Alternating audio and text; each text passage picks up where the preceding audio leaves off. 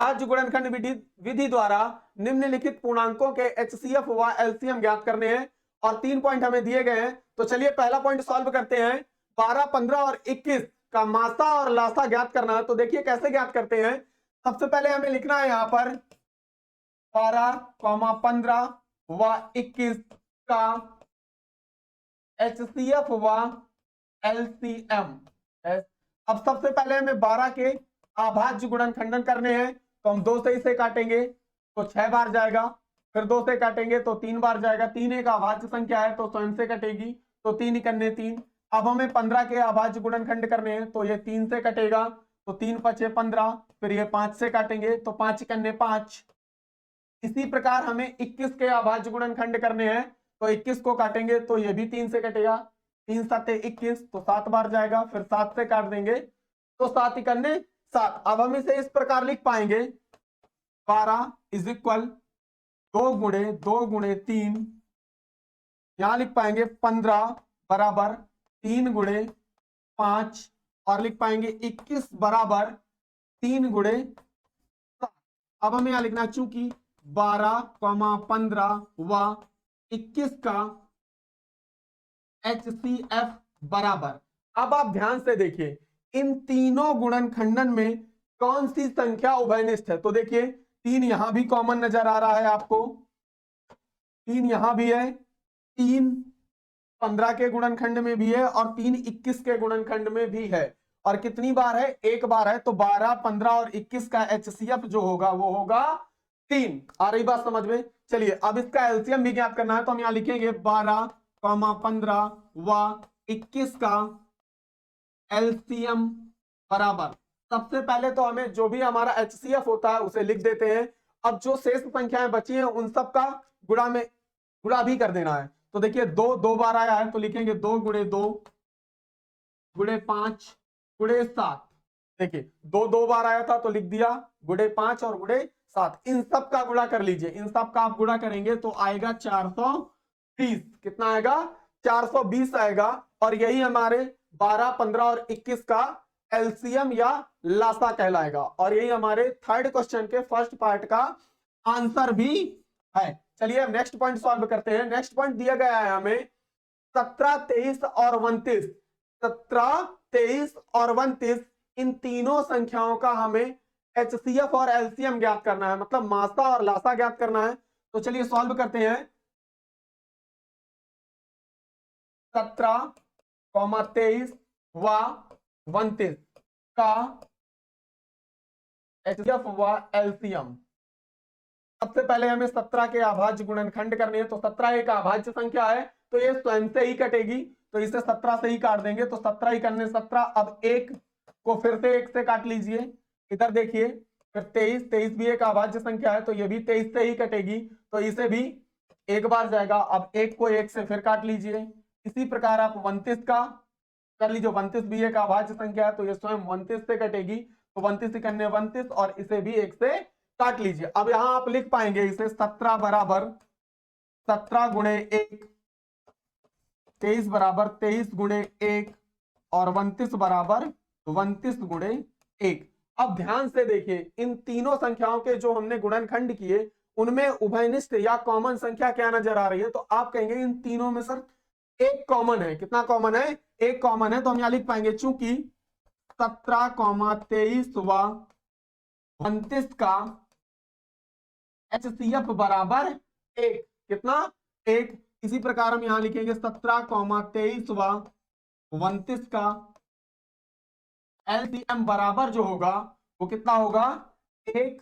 सबसे पहले तो हम क्या करते हैं, जो HCF होता है उसे लिख देते हैं और जो भी शेष संख्याएं बचती हैं तो क्या बचा हमारा 17, 23 और 29। तो इन सभी संख्याओं को हम गुणे में लिखते हैं। तो लिखेंगे यहां 17 गुणे 23 गुणे 29। अब इन सभी संख्याओं का आपको गुणा कर लेना है। तो आप जब इन सब संख्याओं का गुणा करेंगे तो 11,339 आएगा। कितना आएगा, 11,339। और यही हमारा इन तीनों संख्याओं का एलसीएम या लासा कहलाएगा।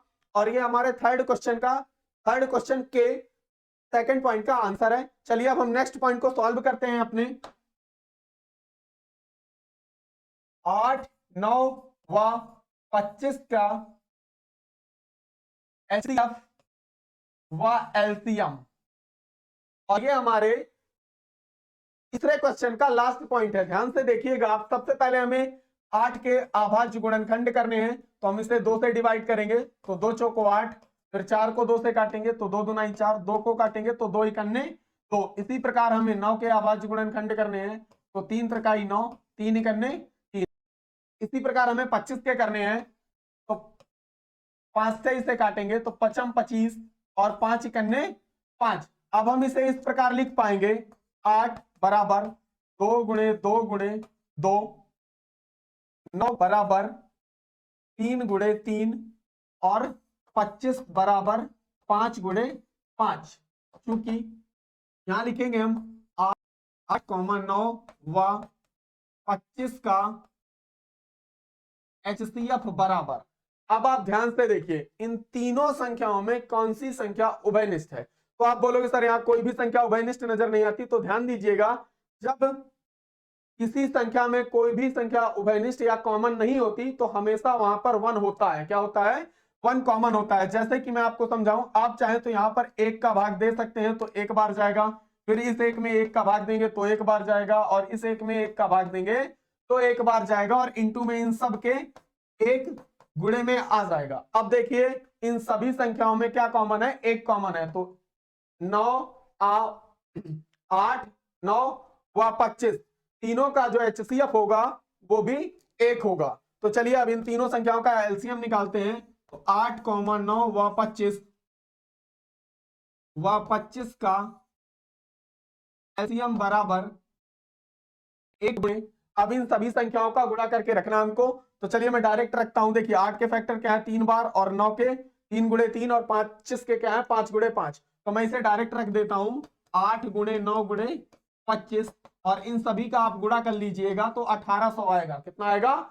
1800 आएगा। और यही हमारे थर्ड क्वेश्चन के थर्ड पॉइंट का आंसर है, और इन तीन संख्याओं का एलसीएम है। समझ पा रहे हैं आप लोग? चलिए अब आगे बढ़ते हैं। नेक्स्ट क्वेश्चन है बच्चों हमारा 306 और 657 का HCF जो है वो 9 दिया गया है, तो इन दोनों संख्याओं का एलसीएम ज्ञात करना है। तो देखिए एलसीएम कैसे ज्ञात करते हैं, चलिए सॉल्व करते हैं। तो आपको पहले ही 306 और 657 का जो HCF है वो दिया गया है 9, तो आप यहां लिखिए HCF बराबर 9 दिया है, एलसीएम बराबर आपको ज्ञात करना है। तो ध्यान से देखिएगा, एलसीएम आपको ज्ञात करना है, तो फॉर्मूला पता है, दो संख्याओं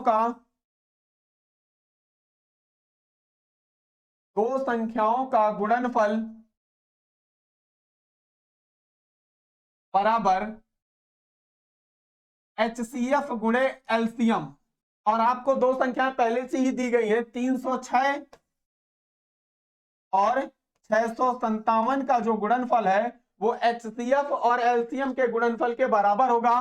तो आपको इन दोनों संख्याओं का HCF पहले से पता है 9, और LCM आपको ज्ञात करना है। आप जानते हैं गुणे की संख्या बटे में जाएगी, तो हम इसे लिख पाएंगे LCM बराबर 306 गुणे 657 बटे 9। अब इस 9 का भाग 306 में दीजिए, तो 9 तिया 27, 3 बचेगा तो 36 हो जाएगा, 9 चौको 36। तो अब आप लिख पाएंगे एलसीएम बराबर 34 गुणे 657। अब आपको 34 का गुणा 657 से करना है, तो आपका आंसर आ जाएगा 22,338। आप गुणा करके देख लीजिएगा, 34 का गुणा 657 से करेंगे तो गुणा करने पर 22,338 आएगा, और 306 और 657 का जो एलसीएम होगा वो 22,338 होगा। और यही हमारे फोर्थ क्वेश्चन का आंसर है। छात्रों अगर आपको वीडियो पसंद आ रहा है तो एक लाइक जरूर करिएगा, अगर हमारे चैनल पर फर्स्ट टाइम आए हैं तो चैनल को सब्सक्राइब करना बिल्कुल ना भूलिएगा। चलिए अपने नेक्स्ट क्वेश्चन पर चलते हैं। तो नेक्स्ट क्वेश्चन है हमारा, जांच कीजिए कि क्या किसी प्राकृत संख्या n के लिए संख्या 6 की पावर n का अंक 0 पर समाप्त हो सकता है। तो चलिए देखो क्वेश्चन ये कह रहा है प्राकृत संख्या, तो मैंने आपको पढ़ा रखा है। अगर आप नहीं जानते कि प्राकृत संख्या क्या है तो मैंने उसकी लिंक डिस्क्रिप्शन में दे रखी है, आप जाकर के वहां से पढ़ सकते हैं। चलिए आगे सॉल्व करते हैं। तो क्वेश्चन नंबर 5 है हमारा, संख्या दी गई है, तो मान लीजिए माना n बराबर 6 की पावर n। आप 6 को फैक्टर करेंगे तो क्या लिख सकते हैं, 2 गुणे 3 की पावर n। ध्यान से देखिएगा, अगर दो इस हाथ का अंदर गुणा करेंगे तो 2 की पावर n गुणे 3 की पावर n। अब सवाल ये कह रहा है क्या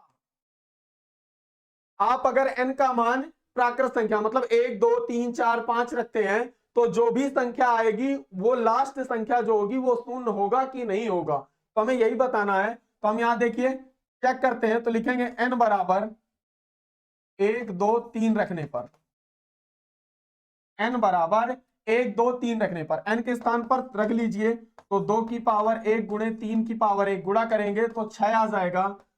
देखिए ये लास्ट संख्या शून्य पर समाप्त नहीं हो रही है। अगर आप 2 रखते हैं n का मान तो ध्यान से देखिएगा, 2 दूनी 4 और 3 का जब स्क्वायर करेंगे तो 9 आएगा, 9 चौका 36। देखिए इसका भी लास्ट अंक शून्य नहीं है। इसी प्रकार आप अगर आप 3 रखते हैं तो 2 का क्यूब गुणे 3 का क्यूब आएगा, तो 2 का क्यूब कितना होता है 8 और 27, 3 का क्यूब कितना 27 और इसका मल्टीप्लाई कर लीजिए, 8 7 56 की 6 हासिल आया 5 और 8 दूनी 16 5 21। देखिए कितना आ गया 216। अब ध्यान से देखिए ये तीनों ही संख्याएं 6 पर समाप्त हो रही है, लेकिन क्वेश्चन क्या कह रहा था हमारा कि 6 की पावर n का अंक जो है शून्य पर समाप्त होगा, तो ऐसा नहीं हो रहा है, इसलिए हम यहां लिखेंगे अतः दी गई संख्या 6 की पावर n का अंक शून्य पर समाप्त नहीं होगा। और यही हमारे 5th क्वेश्चन का आंसर है। चलिए नेक्स्ट क्वेश्चन है हमारा, व्याख्या कीजिए कि 7 गुणे 11 गुणे 13 प्लस 13 और 7 गुणे 6 गुणे 5 गुणे 4 गुणे 3 गुणे 2 गुणे 1 प्लस 5 भाज्य संख्याएं क्यों हैं। तो सबसे पहले जानते हैं बच्चों कि भाज्य संख्याएं क्या होती हैं। तो जब किसी दी गई संख्या में किसी संख्या का पूर्णतः भाग चला जाता है तो वह संख्या दी गई संख्या की भाज्य संख्या कहलाती है। तो आइए सॉल्व करते हैं। क्वेश्चन ये कह रहा है कि व्याख्या कीजिए कि दी गई जो संख्याएं हैं वो भाज्य संख्याएं हैं कि नहीं है, मतलब उन संख्याओं पर किसी संख्या से पूर्णतः भाग जा रहा है कि नहीं जा रहा। तो चलिए सॉल्व करते हैं। फर्स्ट पॉइंट है हमारा 7 गुणे 11 गुणे 13 प्लस 13। तो सबसे पहले आप देखिए इन दोनों संख्याओं पर क्या कॉमन है, 13 कॉमन है, तो 13 कॉमन कर लेंगे तो हम यहां लिखेंगे 13 ब्रैकेट पे आएगा 7 गुणे 13 प्लस 1। अब आप ध्यान से देखिए इन दोनों का गुणा कर लीजिए, तो 13 11 7 77 प्लस 1। अब इसे ऐड कर लीजिए तो 77 और 1 कितना हो जाएगा 78, तो लिख पाएंगे 13 गुणे 78। अब आप ध्यान से देखिए ये जो संख्या है वो क्या आ गई है 13 गुणे 78। अगर मैं इन दोनों संख्याओं का 78 और 13 का गुणा कर दूं तो जो भी संख्या आएगी उसमें 13 का भाग पूर्णतया कितनी बार जाएगा 78 बार जाएगा। तो हम कह सकते हैं कि दी गई संख्या जो है वो 13 से भाज्य है। चलिए नेक्स्ट पॉइंट सॉल्व करते हैं। नेक्स्ट पॉइंट है हमारा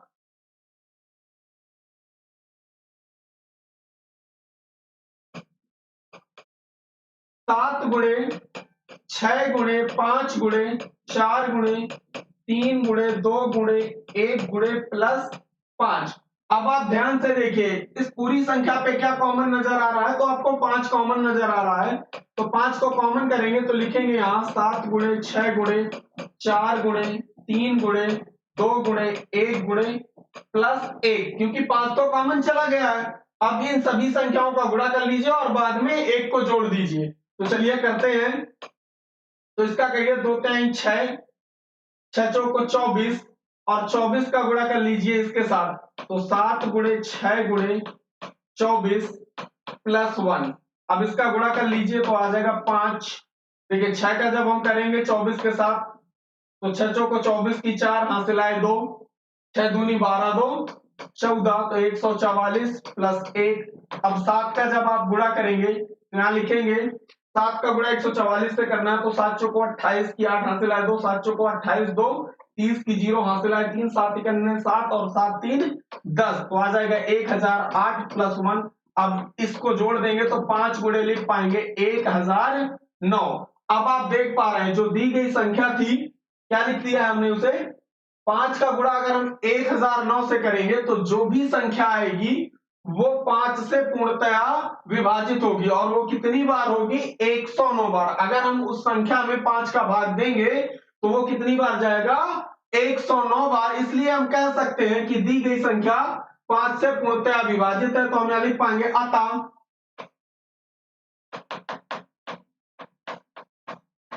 दी गई संख्याएं 13 व 5 से विभाज्य है। और यही हमारे क्वेश्चन का आंसर है। तो चलिए अगले नेक्स्ट क्वेश्चन पर चलते हैं। नेक्स्ट क्वेश्चन है बच्चों हमारा, किसी खेल के मैदान के चारों ओर एक वृत्ताकार पथ है। इस मैदान का एक चक्कर लगाने में सोनिया को 18 मिनट लगते हैं। कितने लगते हैं, सोनिया को 18 मिनट लगते हैं, जबकि उसी मैदान का एक चक्कर लगाने में रवि को 12 मिनट लगते हैं। मान लीजिए वो दोनों एक ही स्थान से एक ही समय पर चलना प्रारंभ करके एक ही दिशा में चलते हैं, तो कितने समय बाद वो अपने प्रारंभिक स्थान पर मिलेंगे, ये बताना है। मतलब उसके कहने का ये है कि देखिए सोनिया को एक चक्कर लगाने में कितना समय लगता है, 18 मिनट, और रवि को कितना समय लगता है, 12 मिनट। ये दोनों एक ही समय पर एक ही दिशा पर और एक ही स्थान से चलना प्रारंभ करते हैं, वो कितने समय बाद अपनी प्रारंभिक स्थिति पर आ जाएंगे। तो हमें इन दोनों संख्याओं का एलसीएम ज्ञात करना है या लासा। तो चलिए ज्ञात करते हैं। तो सबसे पहले हमें यहां लिखना है सोनिया बराबर 18 मिनट। कितना समय लग रहा है इसको, 18 मिनट, और रवि को कितना समय लग रहा है, 12 मिनट। तो यहां लिखेंगे रवि बराबर 12 मिनट। अब इन दोनों संख्याओं का हमें पहले अभाज्य गुणनखंड करने हैं। तो 18 का करेंगे तो 2 से इसमें भाग देंगे तो ये 9 बार जाएगा। फिर हम 3 से देंगे तो ये 3 बार जाएगा। फिर 3 से दे दीजिए तो 3 करने 3। अब इसी प्रकार आपको 12 के भी अभाज्य गुणनखंड करने हैं। तो 2 से भाग देंगे तो 6 बार जाएगा। फिर 2 से देंगे तो 3 बार जाएगा, और फिर 3 से देंगे तो 1 बार जाएगा। अब आप यहां लिख पाएंगे चूंकि 18 व 12 का एलसीएम बराबर, देखिए आप ध्यान से, 18 और 12 का एलसीएम निकालना है तो सबसे पहले यह देखना पड़ता है कि इन दोनों संख्याओं, इन दोनों गुणनखंडों पर कौन कौन सी संख्याएं उभयनिष्ठ है। तो आप ध्यान से देखिए, एक बार आपको 2 नजर आ रहा है और एक बार 3 नजर आ रहा है। तो सबसे पहले यहां लिखेंगे 2 गुणे 3। अब जो भी शेष संख्याएं बच जाती हैं, जैसे देखिए 3 बच रहा है और कितना बच रहा है, 2 बच रहा है, तो हम यहां पर लिख देंगे 2 गुणे 3। तो 2 3 6 गुणे 2 3 6 बराबर 6 6 36 मिनट।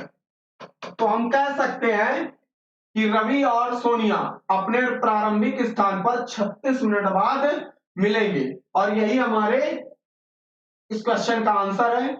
आज के वीडियो में बस इतना ही। मिलते हैं अगले वीडियो में, तब तक के लिए जय हिंद जय भारत।